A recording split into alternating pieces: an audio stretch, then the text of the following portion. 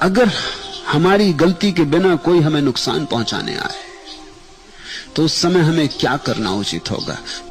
तुम कहते हो अगर हमारी गलती के बिना, ऐसा तो कभी होता नहीं।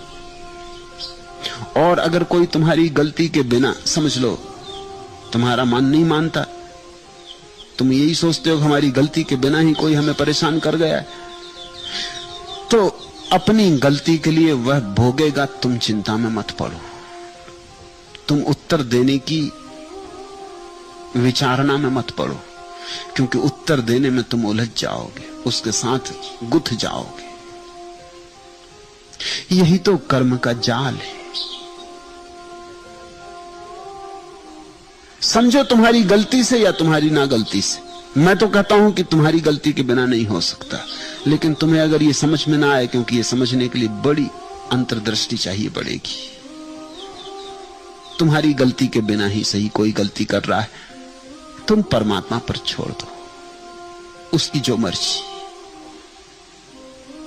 तुम इसे एक परीक्षा समझो कि तुम्हें एक अवसर मिला शांत होने के लिए, तुम्हें एक चुनौती मिली कि विपरीत परिस्थिति में तुम मौन रख सकते हो या नहीं। जब कोई उद्विग्न करे तब तुम निरुद्विग्न रह सकते हो या नहीं।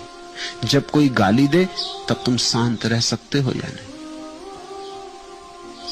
एक तुम्हें अवसर मिला, इस आदमी का धन्यवाद दो, इसने तुम्हें एक अवसर दिया, इसने गाली दी या तुम्हें नुकसान पहुंचाया, और तुम अछूते रहे, तुमने कोई जवाब ना दिया, जैसे कुछ हुआ ही नहीं। तुम्हारी चेतना ऐसी रही जैसे कुछ हुआ ही नहीं, जैसा ये आदमी आया ही नहीं, इसने गाली दी ही नहीं, जैसे एक सपने में हुआ, या तुमने एक फिल्म में देखा, या एक कहानी पढ़ी, मगर तुमसे कुछ भी हुआ नहीं। तुम दूर ही रहे, तुम साक्षी रहे। यह साक्षी भाव ही मुक्ति का सूत्र है।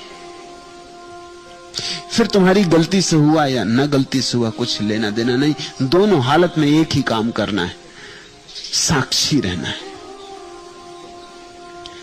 अगर हमारी गलती के बिना कोई हमें नुकसान पहुंचाने आए तो उस समय हमें क्या करना उचित होगा?